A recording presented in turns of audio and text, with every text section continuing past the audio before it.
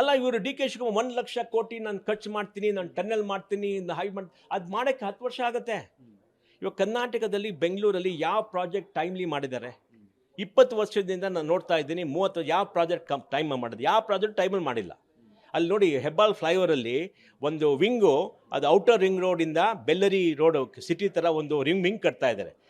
ಜಾನ್ವರಿಲಿ complete ಆಗಬೇಕಿತ್ತು, ಇನ್ನೂ ಅರ್ಧ ಕೆಲಸ ಆಗಿದೆ. ಯಾರು ನೋಡ್ತಾ ಇದ್ದಾರೆ? ಅದು ಯಾರು ನೋಡಬೇಕಲ್ಲ, ಮಿನಿಸ್ಟರ್ ನೋಡಬೇಕಲ್ಲ. ಆ ಮಿನಿಸ್ಟರ್ ಕೆಲಸ ನೋಡೋದು. ಅದಕ್ಕೆ ನಮ್ಗೆ ಭಾಳ ಡಿಸಪಾಯಿಂಟ್ಮೆಂಟ್ ಆಗಿಬಿಟ್ಟಿದೆ. ಡಿಸಪಾಯಿಂಟ್ಮೆಂಟ್. ನಾವು 5 ವರ್ಷ ಬೊಮ್ಮೆ ಕಾಲದಲ್ಲೂ ನಾವು ಹೋಗಿ ಹೇಳಿದ್ವಿ ಮಾಡ್ತೀನಿ ಮಾಡಿಲ್ಲ. ಬೊಮ್ಮೆ ಅವರು ಅನೌನ್ಸ್ ಮಾಡಿದ್ರು, ಇವಾಗ ನಾನು ಏನು ಕಮೆನ್ಸ್ಮೆಂಟ್ ಸರ್ಟಿಫಿಕೇಟ್ ಕನ್ಸ್ಟ್ರಕ್ಷನ್ಗೆ ಬೇಡ. ಯಾಕೆ ನೋಡಿ, ಬಿಲ್ಡಿಂಗ್ ಕಟ್ಟಬೇಕಾದ್ರೆ ನಾವೊಂದು ಅಪ್ಲೈ ಮಾಡಬೇಕು, ಬಿಲ್ಡಿಂಗ್ ಅಪ್ರೂವಲ್ಲು, ಅದಕ್ಕೊಂದು ದುಡ್ಡು ಕೇಳ್ತಾರೆ. ಆಮೇಲೆ ಕಮೆನ್ಸ್ಮೆಂಟ್ ಸರ್ಟಿಫಿಕೇಟ್, ಫೌಂಡೇಶನ್ ಬಂದು ಅದಕ್ಕೂ ದುಡ್ಡು ಕೇಳ್ತಾರೆ.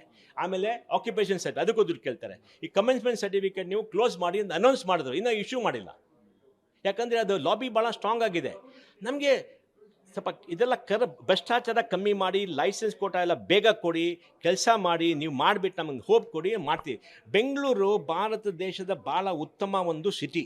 $15,000 per capita income, richest city in India. 60% of Karnataka tax ನಾವು ಕೊಟ್ಟು ನಮ್ಗೇನು ಸಿಕ್ಕತ್ತೆ? ದಿನಾಗಲೂ ನಾವು ಟ್ರಾಫಿಕಲ್ಲಿ ಸಾಯಬೇಕು. ಯಾಕೆ? ಪಬ್ಲಿಕ್ ಟ್ರಾನ್ಸ್ಪೋರ್ಟ್ ಇಲ್ಲ. ಮೆಟ್ರೋ ಒಂದು 3-4 ವರ್ಷ ಹಿಂದೆ ಇದೆ. ಇದೆರಡು ಸರಿ ಮಾಡಿ. ಆಮೇಲೆ ವಾಕಿಂಗ್ ಮಾಡಿ, ಇದು ಫುಟ್ಪಾತ್ ಎಲ್ಲ ಕ್ಲೀನ್ ಮಾಡಿ. ಇಷ್ಟು ಮಾಡಿದ್ರೆ 2 ತಿಂಗಳು ಒಂದು ಇಂಪ್ರೂವ್ಮೆಂಟ್ ಆಗುತ್ತೆ, ಹೋಪ್ ಬರುತ್ತೆ.